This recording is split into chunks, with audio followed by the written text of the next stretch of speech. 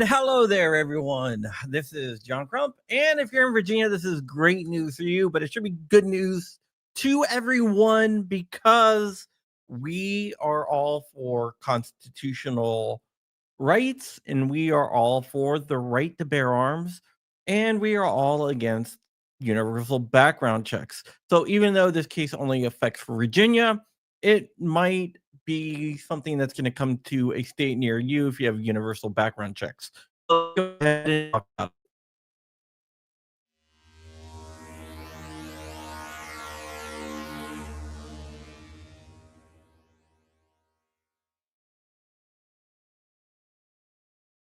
Hey guys, welcome back to the channel. My name is John Crump, and this is where we talk about gun news a lot, almost every day.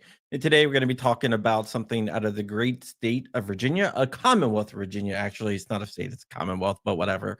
But before we get into that, if you want to help out the scouts, you can do so by going to GiveSendGo, GiveSendGo/997. Pack 997 needs your help. We are a traditional boys or Cub Scout pack that believes that we should have boys only and we should preach conservative values, which is different from a lot of different packs now. But Pack 997, that's what we believe. We are a traditionalist pack and we will stay with that. Okay, with that out of the way, we're going to be jumping into the case. The case was not a federal case. It was brought in the state of Virginia, or the Commonwealth of Virginia, and it is Wilson versus Settle. Settle was the head of the Virginia State Police. It was brought by a combination of Virginia Citizens Defense League, led by Phil Van Cleve over there. Great organization. They actually have a meeting at XCal tonight in Ashburn. I might swing by there, but we'll have to see. I got a lot to do. Also, Gun Owners of America, which is GOA, which, I love those guys. Gun Owners Foundation, which is the nonprofit arm of Gun Owners of America. And this case was filed all the way back in 2020. When Democrats took over the Virginia government, they took over the Senate, the House, the governor mansion, the lieutenant governor's mansion, and also the AG's office that has kind of swung back with the governor, lieutenant governor, AG. There's an important election. So if you're in Virginia, I urge you to go out there and vote for Winston Sears. When they did that, they passed some anti-gun laws. One of the anti-gun laws that they passed was universal background checks. In order to transfer a gun between parties, you would have to go to an FFL and go through a background check. That led VCDL, GOA, and GOF to file a lawsuit in a Lynchburg state court. They weren't claiming that it violates the United States Constitution, but it does. What they were claiming is it violates the Virginia Constitution. Virginia has a Second Amendment right themselves that's a little bit stronger than the national Second Amendment, and that is Section 13 or whatever of the Virginia State Constitution. And actually,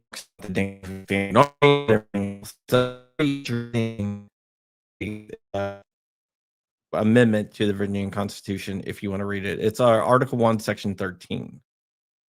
And basically what the law did, since in order to go through a background check for a handgun, you have to be 21. It prevented everyone from 18 to 20 from getting handguns in Virginia. Now, shortly after the court went through this, they issued a temporary injunction against the law as applied to 18 to 20-year-olds, but you still had to go through a background check if you were 21 or older. As of today, that will no longer be the case shortly. And when I say shortly, I'll explain that in a second. As of today, the court issued a permanent injunction against the state. and is directing the state to file an order stating that universal background checks in Virginia are verboten. Basically, everything is going back to the way that it was. So you will no longer have to go through an FFL to transfer a gun.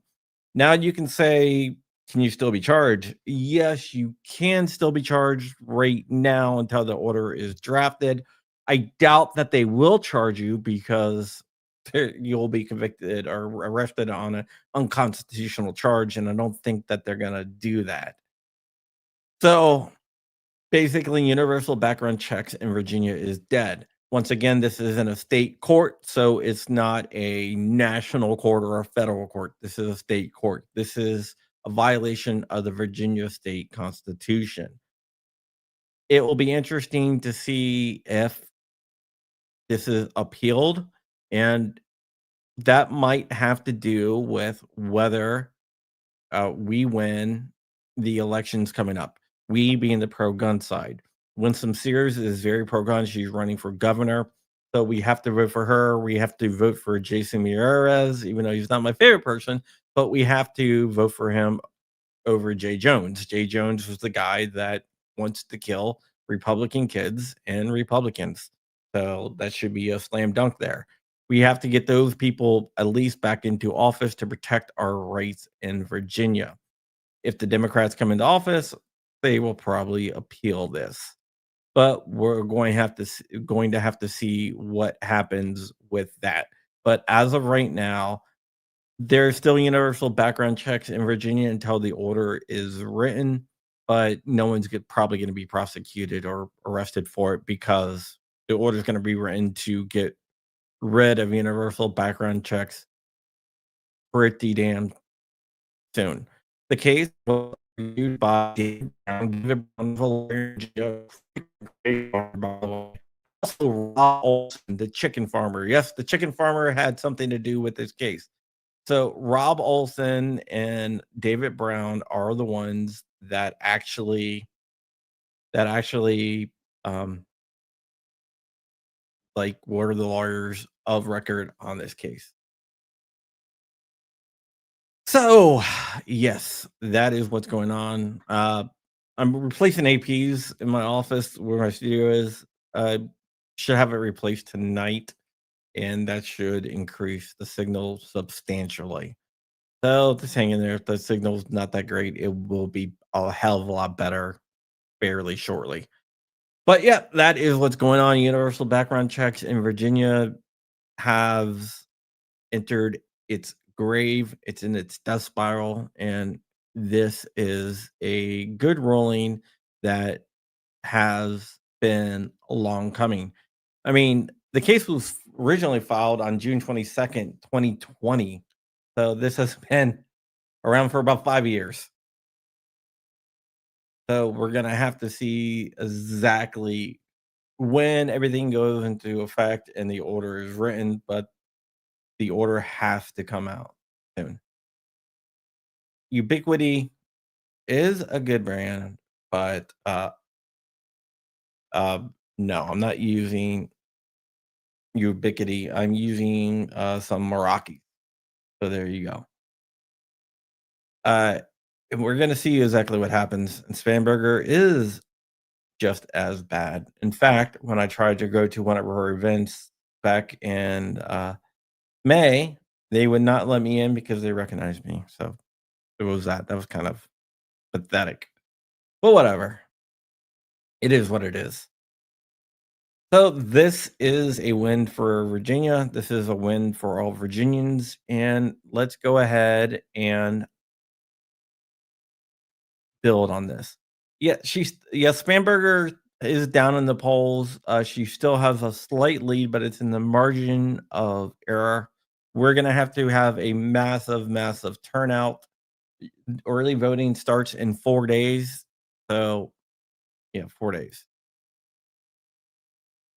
So for early voting starts in 4 days in Virginia. So get out there and vote. Winsome Sears is and Jason Mieres are the two most important guys, but go ahead and vote for the Republican for lieutenant governor as well. But Winsome Sears let's talk about Winston Sears before we go. She is a Jamaican immigrant. She got her citizenship by joining the US Marines. Hoorah. And she is a proud American, very, very proud American. I've spoken to her. She's very, very proud. And she carries around an AR-15 with her. In fact, her official picture from her with her AR-15. So in her official campaign picture, she posed with her AR-15. So that should tell you something about Winsome Sears. Great, great person, and she definitely has my vote, and she should have your vote too if you care about gun rights. Because Spanberger hates guns. She is very, very anti-gun. Probably one of the most anti-gun people that we've ever had run in Virginia. And she's also for boys and girls locker rooms, boys and girls sports, and all those social issues that are a big deal to a lot of people out there. She is for that. No, she's not I'm a two-way person, but she is a I don't like guns. I'm not a two-way person. So at least she's honest about it. She's definitely not a two-way person, and she will admit that she's not a two-way person.